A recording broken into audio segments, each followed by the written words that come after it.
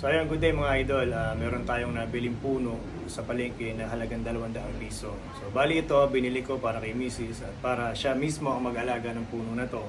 At i-workshop natin ngayon bago niya hawakan yung puno na to. So ito nga pala yung puno na bili natin kanina. So halagang 200 piso. Yan na yung tronco niya. Kanya kalaki yung tronco niya ng mabili natin. Shoutout nga pala kay Ma'am Beth na nag-comment kanina sa aking page. At ang pangalan daw nito ay Purple Flame na Bougainvillea. So yun yung variety niya mga idol. So ito mga idol yung problema sa medium na ginamit dito. So garden soil lang ginamit sa kanya. So ayan, pwede yan kung talagang i-re-recta nyo, walang kaso yan. Kasi yung ugat niya kakalat yun sa labas para kumain siya. Kagaya nung nakapasuna na yun na lang yung mismong area niya. Ito ngayon, kapag kumapal ang ugat niya, sana kumapal kasi kapag dinilig natin to at hindi nyo tinigmak, ang mangyayari, mismong taas lang ang nadidilig, hindi sumasama yung ilalim. Kaya ngayon, ang gagawin natin dito is papalitan natin ng medium, gagamit tayo ng river sand at saka ng pumice, imimix natin yon. So 4:1, 4 na river sand at isang scoop ng pumice, granule size. So hindi natin alam kung ilang buwan na to na tinanim kasi umuuga pa siya. So bali ang gagawin natin dito, yung workshop natin, tapos yung mga matitira sa kanya is itatanim natin uli para makapag-propagate tayo ng variety nito. So bababa natin para makita natin yung ugat, kung gaano na baka kapal ang ugat niya.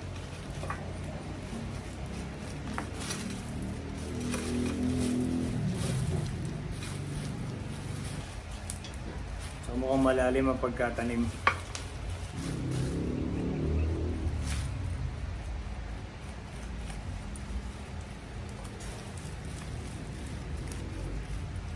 Ayun, lumabas na yung pinaka ng base. Meron na ako nakita isang malaking ugat.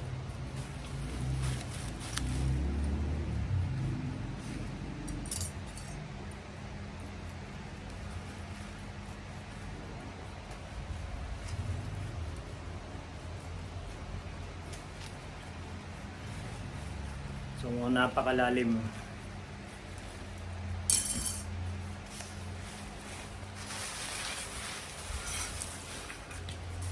Ngayon, dun sa nagpaplantita, walang kaso yan kung gusto nyo ganyang itsura lang to at nagtitrim-trim lang kayo, walang problema yan. Pero kapag tayo gumawa na tayo ng bonsai, syempre gagawin natin yung tapering na tinatawag sa trunk. So for example, mula kasi dito hanggang dyan, tawid yan mga idol, di ba? So kinakailangan natin siya i-tapered at maging proportion and balance doon sa gagawin nating bonsai. So ngayon, sa nakita ko sa kanya, may mababa ng isang sanga at mayroon na din dito sa taas. So sa madalit salita, ito ngayon yung puputulin natin at kukunin lang natin yung dalawa na to para ito yung continue ng kanyang trunk at magkaroon tayo ng tapering na tinatawag. So bali, ito ngayon yung first branch niya, then ito ngayon ay kakat back na natin.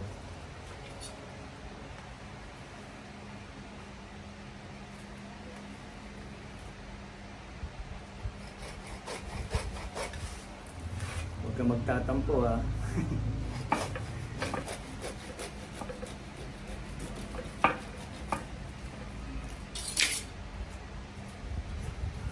So ito mga idol, yan. So ito another pa yan. Gagawin pa natin yan, itatanim natin, separate natin to para maging dalawa na kagad siya. Eh dito naman, syempre iriripat natin to. So maraming mababawas ng ugat dyan. Kahit na marami na tayong tinanggal sa kanya, so kinakailangan doon pa rin tayo sa safe. Ito nyo to, walang node to mga idol. So kunin lang natin yan. Isa na yan. So isa na to. Then dito naman, ito na yung isa. Ito yung first branch niya and then second niya to. Kuha tayo ng isa pa dito sa taas. So dalawa. Bali tatlo. 1, 2, 3. So ayan. Tanggalin natin yung mga dahon niya.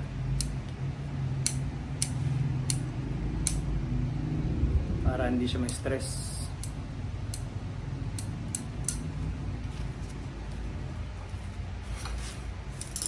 Okay, at ngayon ito na, nakakuha na natin siya, natanggalan natin. Okay, na-workshop na natin mga idol. Ito na yung pinaka-final niya. Then, nakita nyo to, umikli na yung tuwid. Ito ngayon yung continue ng trunk. So, yun na yung continue. At dyan na tayo ngayon magte-tapered. At dahil natanggalan natin yung pinakatuwid niya, at ito lang yung tinira natin, so magte-tapered na ngayon yan. Ito ngayon yung palalakihin, pagwa-widen para maging proportion to dito. Ibig sabihin, maging 50% itong continue ng trunk dito sa old trunk niya. So, anguin na natin mga idol.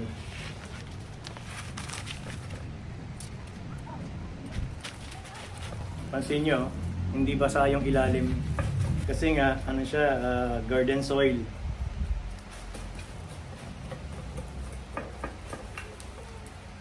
Grabe, ang lalim pala.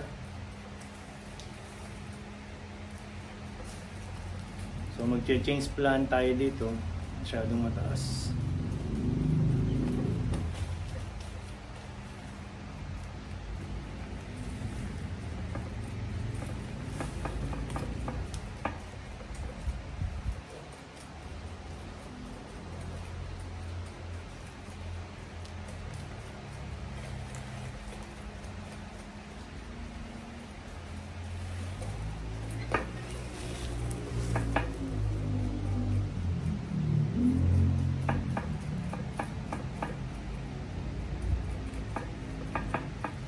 So napansin nyo, dahil garden soil siya, yung ugat konti lang. Hindi siya makapagparami gawa ng garden soil. At ito lang kasi yung pinakataniman niya. Pero kung ito nasa wild to, walang problema yan. Siguradong kakaat ang ugat niya kasi malayo, malalim at mahaba ang kanyang paglalapatan ng ugat. Hindi gagaya nung nakaganito na siya, ito lang yung kinukuhanan niya. So pag dinilig kasi yan, kung saan lang inababasa, doon lang nagpaparami ng ugat. Hindi siya kagaya ng nasa lupa na talagang magwa-wild yan.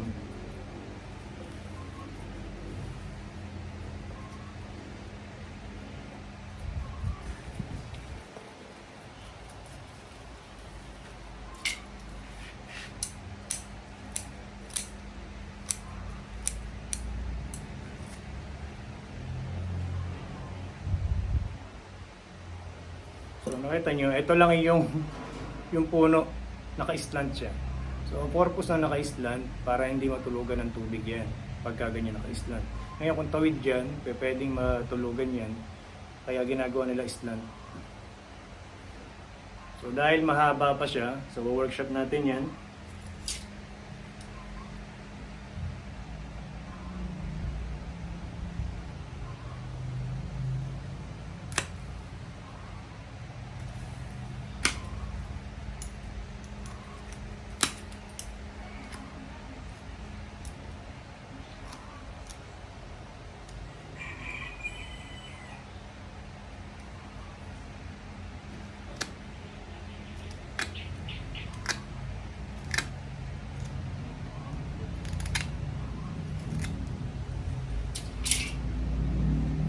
Ayun na mga idol, napaikli na natin siya. Ang problema, walang base. So, mali din yung ugat niya. So siguro sa susunod na repat, doon natin naayusin yung ugat nito dahil hindi naman talaga pang-bonsai ito eh. So gagawin pa lang natin siya pang-bonsai talaga. Tatanim na natin ito mga idol. So bali ito yung gagamitin natin taniman sa kanya. Sa Shopee ko ito nabili mga idol. Para siyang tela. Yung pinaka ano niya eh. Hindi ko alam ang pangalan nito eh, nakita ko lang sa Shopee. So maki-search nyo na lang to sa Shopee. So ito yung ginagamit sa Taiwan na training pot nila pagka magpapa-wild sila ng puno. So bali gumamit tayo dito ng corn size na pumice.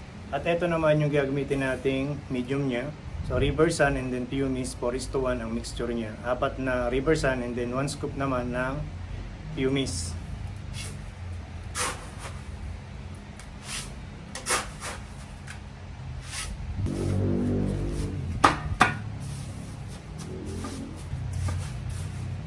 Punuin natin.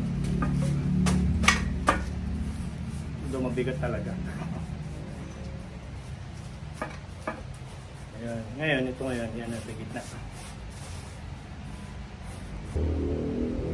ngayon, ito na siya. Hindi natin siya itatayo. Hindi natin siya itatanim ng nakatayo. Kumbaga, i-slant na natin yan. So, pag ganyan ang gagawin natin. So, naliman na natin para mas maganda.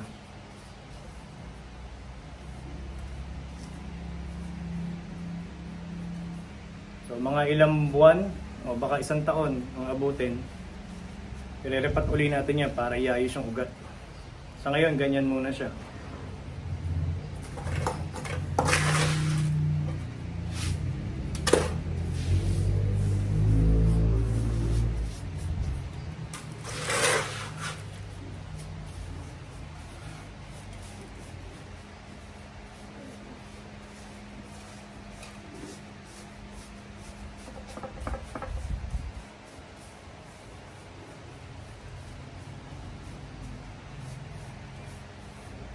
Kung makita nyo mga idol ang difference ng garden soil, kung bakit hindi ginagamit ang garden soil sa bonsai.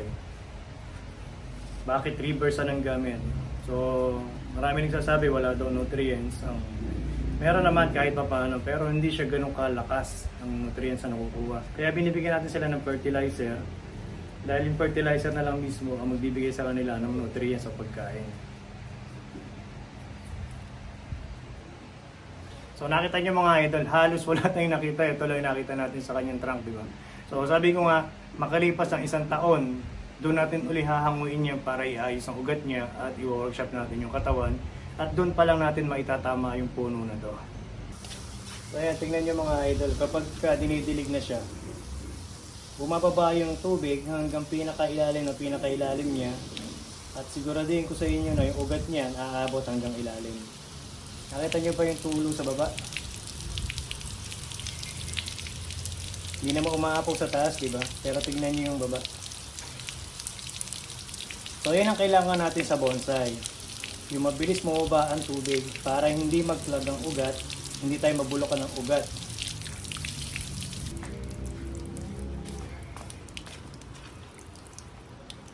So yan, natapos na natin diligan yung ating bougainvillea.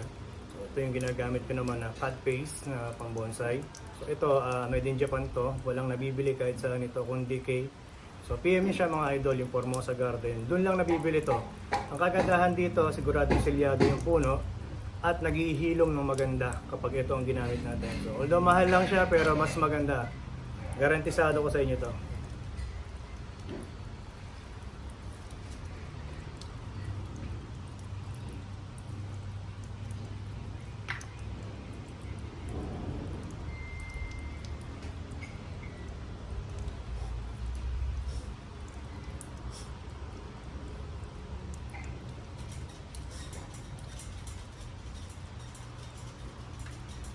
So yun, natapos na natin siya lagyan ng cut case at nadiligan, na-workshop, napalitan ng medium.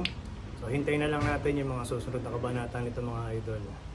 At yun lang mga idol, maraming salamat sa inyong suporta at sana mayroon kayong natutunan dito sa aking ginawang puno.